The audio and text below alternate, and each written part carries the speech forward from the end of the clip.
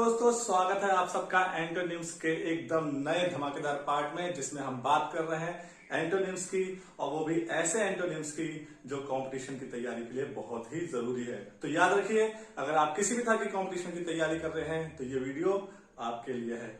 तो चलिए एंटोनिम्स यानी कि अपोजिट वर्ड्स की चर्चा करते हैं। बिना किसी देरी किए आज के पहले वर्ड को देखते हैं। First word is pliable. Pliable pliable होता है लचीला, कोई ऐसी वस्तु जिसको बेंड किया जा सके, मोड़ा जा सके, जो लचीला हो। ओके, तो देखते हैं ऑप्शंस में क्या दिया हुआ है।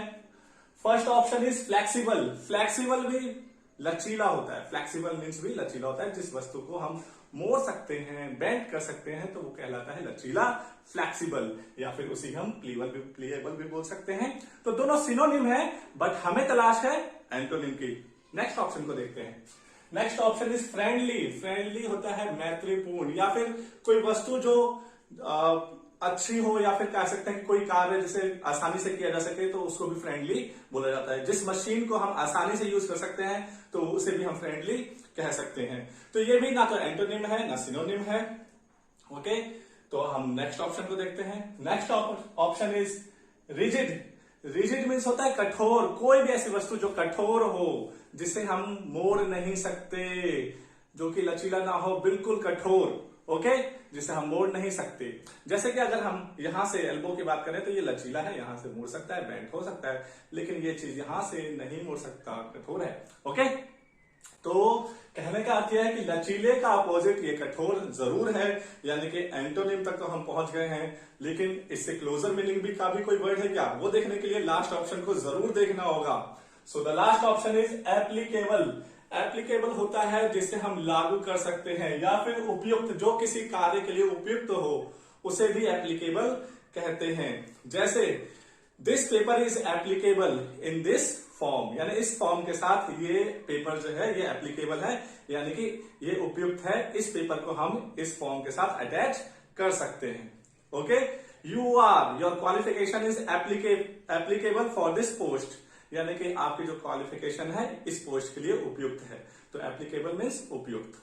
तो देखिए ये भी हमारा सही ऑप्शन नहीं है, यानी कि सी ऑप्शन रिजिड, कठोर ही लचीले का एंटोनिम है, अपोजिट वर्ड है। So the antonym for pliable is rigid. Pliable का अपोजिट वर्ड, उल्टे अर्थ वाला वर्ड जो है वो है रिजिड। ओके, नेक्स्ट वर्ड देखते हैं। Next is trepidation. Trepidation means होता है घबराहट, डर के मारे घबरा जाना, डर के मारे घबरा जाना। तो अब ऑप्शंस की तरफ नजर डालते हैं। ऑप्शन क्या कह रहे हैं। पहला ऑप्शन है डेथ। डेथ मीन्स होता है मृत्यु। अब देखिए, डर के मारे घबराहट हो जाए, उससे मृत्यु भी हो जाए, वो एक अलग बात है। तो आप एक तरह से इसको सिनोनिम, हालांकि सिनोनिम नहीं है, लेकिन आप मान सकते हैं कि डरना, कहते हैं कि जो डर गया वो मर गया, तो उन अर्थों में आप इसे सिनोनिम कह सकते हैं, but this is not antonym. Okay, तो नेक्स्ट ऑप्शन की तरफ नजर डालते हैं। Next option is fearlessness. Fear means डर, लेस माने कमी उसमें, यानी कि नहीं, फियर नहीं यानी डर नहीं, नेस फियरलेसनेस यानी कि निर्भयता, यानी कि जो डरे ना, कोई डर नहीं। तो देखिए यहां पर है घबराहट, डर के मारे घबराना, यहां पर है निर्भयता, यानी कि कोई डर नहीं, निर्भय। तो ये बिल्कुल सही, आप बिल्कुल सही समझ गए, एंटोनिम है। लेकिन आप कर रहे हैं कंपटीशन की तैयारी, तो कंपटीशन की तैयारी करने वालों को ये पता होता है कि बिना सारे ऑप्शन देखे हम किसी एक ऑप्शन के सहारे आगे नहीं बढ़ सकते, उसको अपना सही आंसर नहीं मान सकते। तो नेक्स्ट ऑप्शन की तरफ नजर डालते हैं। Next option is slowness. Slowness means होता है सुस्ती, आलस, धीमापन। स्लो माने आप जानते हैं धीमा, नेस लगा दिया तो धीमापन हो गया। ओके, सुस्ती, आलस्य, धीमापन। तो घबराहट का अपोजिट ये भी नहीं हो सकता। हम नेक्स्ट ऑप्शन देखते हैं। Next option is adroitness. Adroitness means होता है चतुराई, क्लेवरनेस, यानी कि ऐसा व्यक्ति जो चालाकी कर दे। चालाकी यानी कहने का मतलब यह है कि चालाकी को ही चतुराई कहते हैं, और चतुराई ही इंग्लिश में एडवाइटनेस कहलाता है, क्लेवरनेस कहलाता है। तो घबराहट का अपोजिट वर्ड क्लेवरनेस या एडवाइटनेस भी नहीं हो सकता। So yes, the right answer is fearlessness. सही आंसर है फियरलेसनेस। ट्रेपिडेशन का अपोजिट वर्ड है फियरलेसनेस। ओके, तो चलिए नेक्स्ट वर्ड देखते हैं। Next is consummate. Consummate right option देखने के लिए हमें बाकी सब पे नजर डालना पड़ेगा, लेकिन इसके लिए मीनिंग देख लेते हैं पहले इसका। कॉन्ज्यूमेट का मीनिंग होता है पूरा करना या पूर्णता या फिर परफेक्ट, आप सीधे शब्दों में कह सकते हैं, क्योंकि परफेक्ट वर्ड से आप ज्यादा वाकिफ हैं, जानते होंगे। ठीक है, तो पूर्णता उसका इंग्लिश में उसका बोलते हैं परफेक्ट, और उसी के लिए एक वर्ड है कॉन्ज्यूमेट। तो अब हमें ऑप्शन की तरफ नजर डालना होगा। First option is sluggish. Sluggish means होता है धीमा, सुस्त, आलस या आलसी व्यक्ति को भी स्लगिश बोलते हैं। स्लगिश मीन्स आलसी, आलसी व्यक्ति, सुस्त व्यक्ति। ओके, तो अब परफेक्ट का अपोजिट स्लगिश तो नहीं हो सकता, तो हमें नेक्स्ट ऑप्शन देखना होगा। Next option is dull. Dull means होता है नीरस, बोरिंग, जिसमें कोई रस नहीं है, जिसमें किसी प्रकार का आकर्षण नहीं है, दैट इज कॉल्ड डल, हिंदी में नीरस, बोरिंग। ओके, तो परफेक्ट का अपोजिट ये भी नहीं हो सकता, हमें नेक्स्ट ऑप्शन को देखना होगा। Next option is मेलनकली। वर्ड सुनने में कितना अच्छा लग रहा है, मेलनकली, कली, फूल, कली, लेकिन इसका हिंदी में अर्थ है उदासी। हैप्पी का अपोजिट है ये। ओके, सैडनेस, मेलनकली, उदासी। तो परफेक्ट का अपोजिट वर्ड बिल्कुल नहीं हो सकता ये। तो अब हमें नेक्स्ट ऑप्शन देखना होगा। Next option is imperfect. देखिए, परफेक्ट का अपोजिट इम्परफेक्ट, पूर्णता का अपोजिट अपूर्णता, अपूर्ण। तो बिल्कुल सही, बाकी ऑप्शन पे हम नजर डाल ही चुके हैं और कोई अपोजिट मिला ही नहीं है, यही एक अपोजिट वर्ड हमें मिला है। So the right option is imperfect.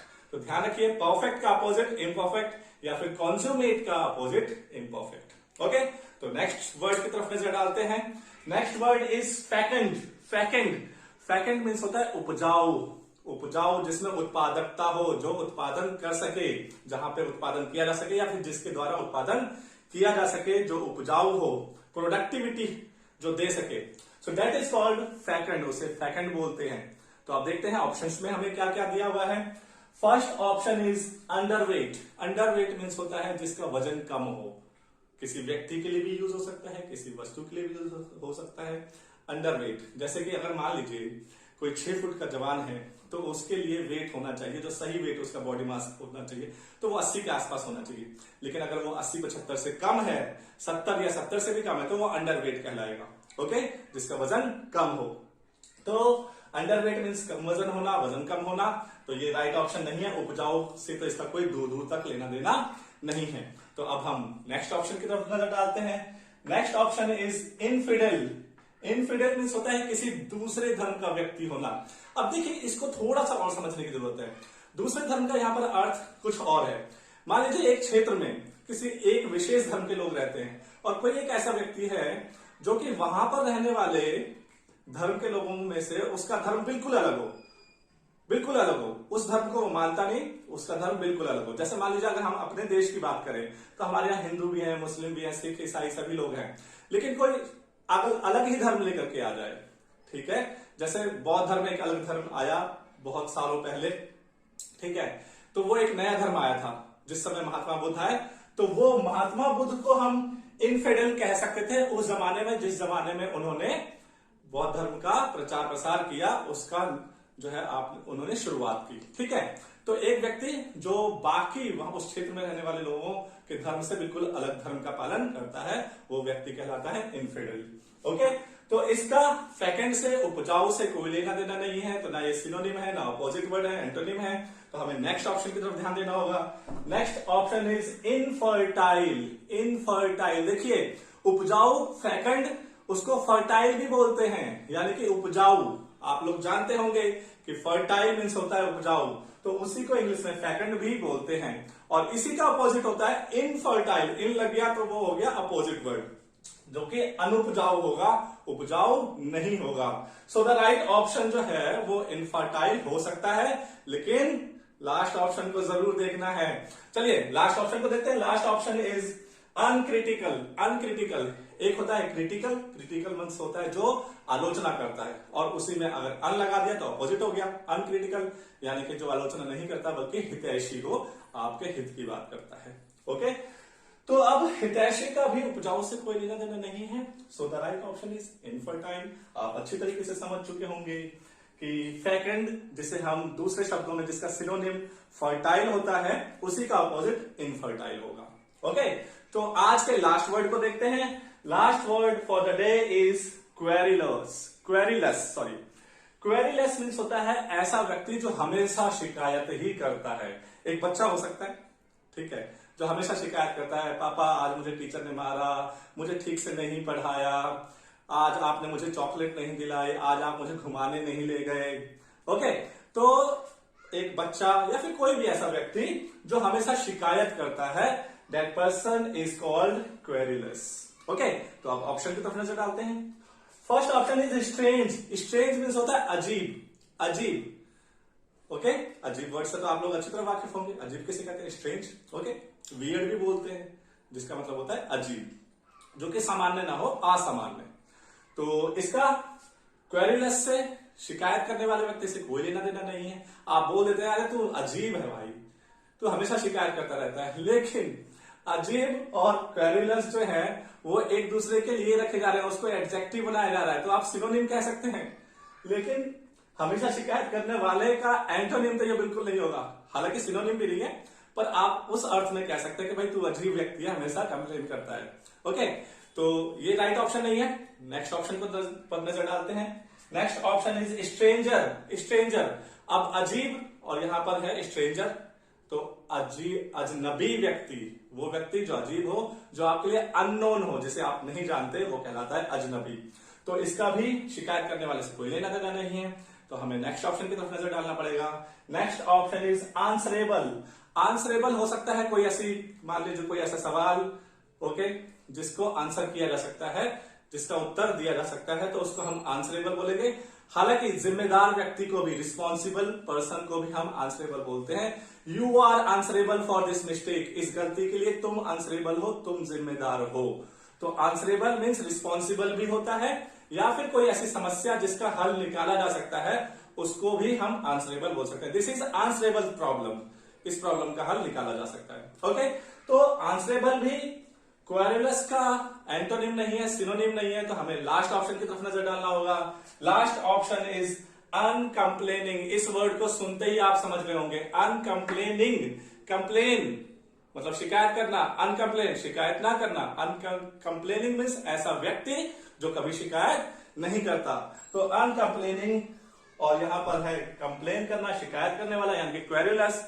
यानी कि आप समझ रहे होंगे कि इसका राइट ऑप्शन, राइट एंटोनिम जो है वो अनकंप्लेनिंग ही है। तो उम्मीद करता हूं ये सारे वर्ड आपको सही से समझ में आए होंगे। इसके जो ऑप्शंस दिए हुए हैं बाकी 20, वो सभी समझ में आए होंगे। राइट प्रोनाउंसिएशन भी बताने की मैं कोशिश करता हूं और सभी की मीनिंग आपको बताता हूं। इतनी हेल्प आपकी हो रही है, आप हमारी हेल्प करना ना भूलें। इस वीडियो को पूरा देखें, क्योंकि एक एक वर्ड अगर आपने थोड़ा सा भी स्किप किया तो एक वर्ड की मीनिंग आपने स्किप कर दी। तो ध्यान रखें, आपके एग्जाम में कोई भी वर्ड आ सकता है, सिनोनिम, एंटोनिम, सबकी तैयारी हो रही है एक ही वीडियो के द्वारा। तो पूरा वीडियो देखें, लाइक करें, शेयर करना ना भूलें, और अगर आप इस वीडियो पर नए हैं, इस चैनल पर नए हैं, तो इसे सब्सक्राइब कर लें और बेल आइकन को टच कर दें ताकि नोटिफिकेशन मिलते रहें। आप हमारी मदद कीजिए, हम आपकी मदद कर रहे हैं। तो चलिए मिलते हैं नेक्स्ट पार्ट में। आज के लिए इतना ही। Thank you so much.